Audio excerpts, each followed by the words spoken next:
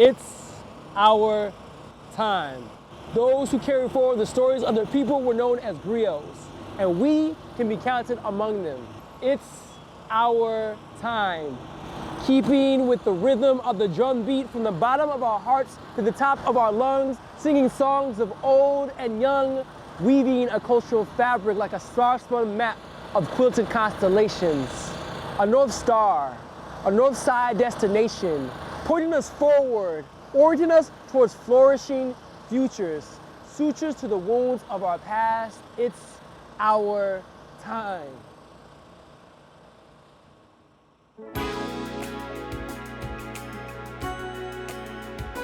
You guys want to do it? Oh, that's cute. You can hold that open and then just say Rochelle interview take one and then click it closed. Say it. Rochelle interview. Say it. No. Say it. Rochelle interview take one. All right. My name is Rochelle Washington. I have lived North Minneapolis pretty much my whole life. So this is Kimora Ivy Giannino, and this is Carmelo James Giannino.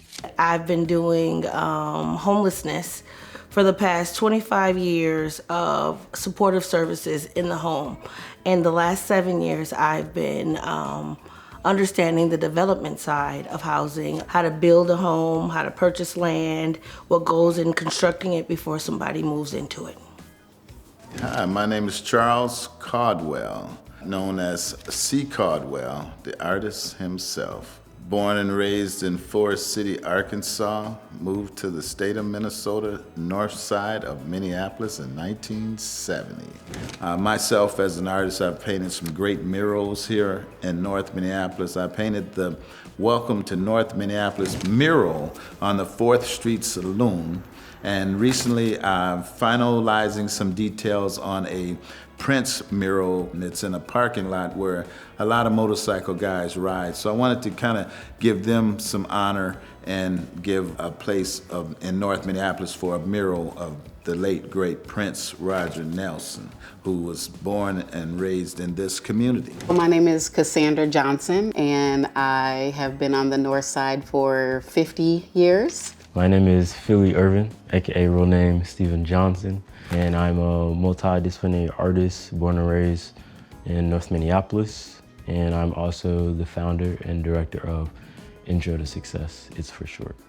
So we have a lot of history here in North Minneapolis. The house that we're in right now is the house that I grew up in. So I'm a second generation homeowner. I bought the house from my parents. I also am a nurse, and I am very fond of North Minneapolis, the residents, and I love the care that I was able to provide and still am providing for our community. I was a part of a program called Fans. I remember that was the first time that I was introduced to Black artists, and I was like, oh my God, like you could do this as like this is a thing, you know? So through organizations like Oak Park and Fans and Tanya and Sarita, these other Northside community members, I was able to like this potential was like unlocked within me.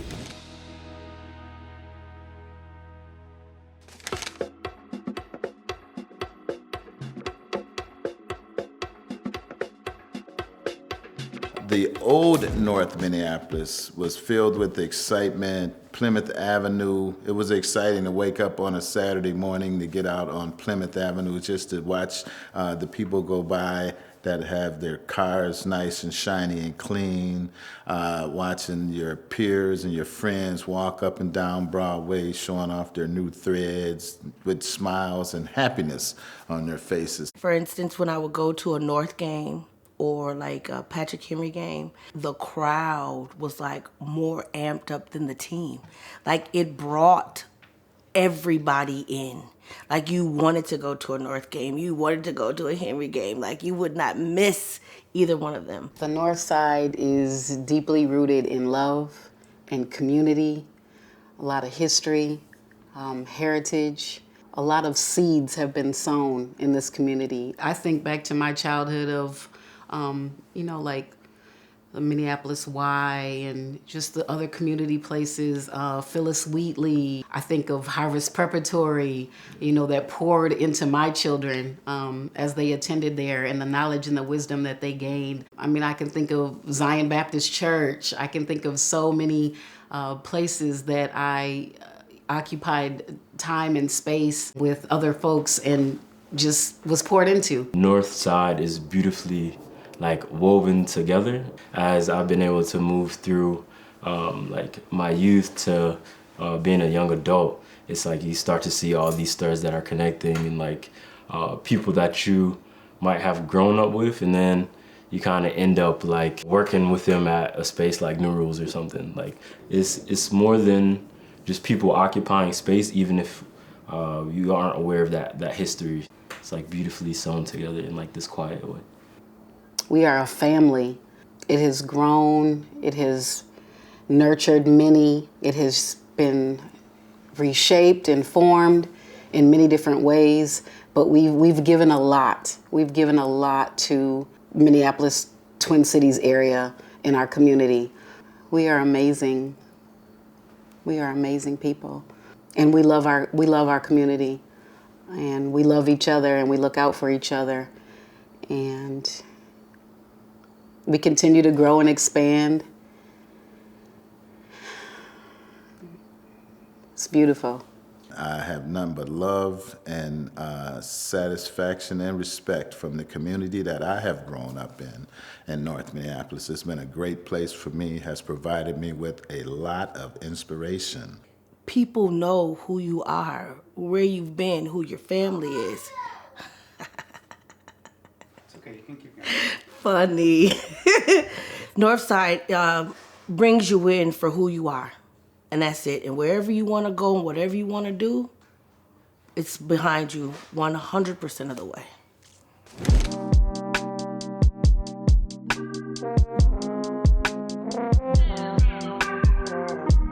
To me, I get frustrated when I think about development. I think of the way the city has moved when it came to Black spaces in a way that often breaks the momentum of what is lived here. I think of the Way Community Center, which is now one of the precincts. I think of the Near SEMA Club. I think of another place that was downtown, I think where the Forche Tower used to be, Solomon's Mine. There's things like the interstate that breaks this momentum. I kind of wonder, is that something that's happening again, with the light road coming through? So there's a lot of development, and the question often that pops up in my mind is, where are all these people coming from? And where's all this money coming from? And so if the people that used to live in your community doesn't live in your community anymore, where are those people being displaced and where are they being put off to? I think about the folks that came before me and all of the things that they had to do to acquire properties and to own properties like King's Supermarket and things like that, the hard work that was put in to create community. I think about the struggle of being able to be in this community, to be able to maintain property, to be able to have affordable housing, to be able to keep our communities lively, and the work that's also been done by community members to continue to strive and thrive for that. There's no way that I should be 40 years old plus, I'm not adding on the extras, and I'm just now purchasing a home. That is not fair. Where was I? What was I doing? And why didn't I make that a priority? Because I'm the first in 3 generations on my mom's side and on my dad's side to purchase a home. The first. If you don't own, you're on the move in this community. And you're not going to be able to move back into this community because it's been priced out of range. And so North Minneapolis, a lot of the building that has taken place, the North Loop, which is down Washington Avenue, but a lot of that reconstructing didn't really include North Minneapolis. All of that money being spent, all of them dollars and all of the condominiums, everything is priced out of place for the average resident in North Minneapolis. So the push has been a push out rather than a build up as far as the community that existed when I first came to Minnesota. Majority of the individuals that own property and property management teams, they were all white. So the BIPOC property management and the white property management were extremely different relationships between the two. It's like with the white property management people or individuals, companies, I had to sell the individual. And for the BIPOC, they just wanted to know where they are currently, what are they doing now, and why should they take a chance. But it's always been hard to house people that doesn't fit into a particular box. Residential affordable housing is the stamp to get the approval, but it's not necessarily the residents okayed on the application, okay? You don't see commercial or residential property owned by BIPOC people. And so that's huge when it comes to sustaining property and knowing the value of the property and the people that value it when they're living in it. If you come in as a developer, most developers come in to make money. The developer might not even be here. He might just be a computer guy or a pencil paper pusher or whatever. And so he's sending other people in to build the structure, build the space, give me my $40 million profit, and on to the next one. Well, we need to put some brakes on that and have the people in the community benefit from those things and those opportunities. I want to see more African American BIPOC people owning commercial property and residential property and building relationships and connections with the people that they rent to and that potentially buy, the properties that they live in, and want to feel a sense of ownership with the outside and the inside of the property and live here. Is different than living somewhere else and being responsible for where you're at and what you're doing and what people see when they drive past your house or your commercial space. Ownership is not paying a lease, paying a rental fee, or occupying a space for a short period of time. Ownership is something that you build and you own. Something that's your own, you're building a foundation that you can share with somebody else. And when you look into the history of Minneapolis and like how the city has played into that, it has continued to disrupt, the energy and the momentum. So I think there's like this shared responsibility, one of ourselves, to continue to foster and nurture that love and potential that Minneapolis holds and has held in the past, but also the city as well as other members of Minneapolis and community as a whole they have a responsibility to allow as well as to step back and not be a barrier and not continue that cycle and pattern of breaking Black energy and momentum within Minneapolis. So.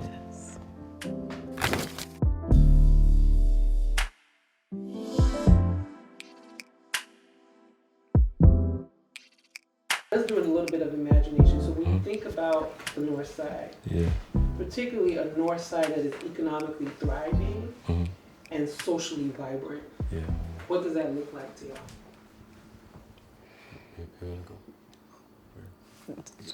It's okay. I didn't think that far.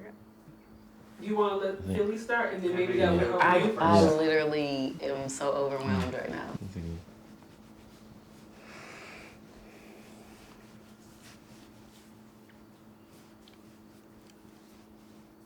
Wait, no, I'm just breathing.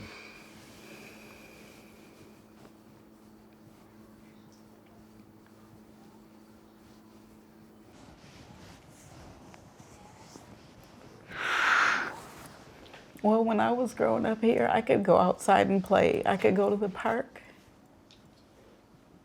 The park was taken care of. You know, everything was tended to. People looked out for us. We didn't have to worry about seeing what we see on Broadway right now. It was never like that. Everything was new and fresh and well kept, poured into, cared for. I mean, trees were vibrant. The flowers were beautiful. The vibration was peaceful. Let me say this. While your mom is holding on to loss, you grown up not knowing a difference, right? Why don't you speak to what you see and what you imagine? Yeah, I envision a North Minneapolis that is connected to its history, its roots. I imagine a North Minneapolis where cultural practice, ritual, and ceremony is passed on. I imagine an economic system where the people who are a part have an understanding of how it functions. They have a relationship to, you know, those organizations or people who are able to make decisions. Sorry, I apologize. I did not know this was. Like, when I tell you, like, I could have walked anywhere in North Minneapolis when I grew up here. I wouldn't let my son catch the bus down the street, even when he was 16. It's just that's how much we've lost the care in this community. Not we as a community, but just like everyone around that could support or that holds space here that doesn't really add value, you know, to what we know we are. Yeah. I miss that. We deserve that. We deserve that. Thank you. Love you. See you later. Our future, though. Right there.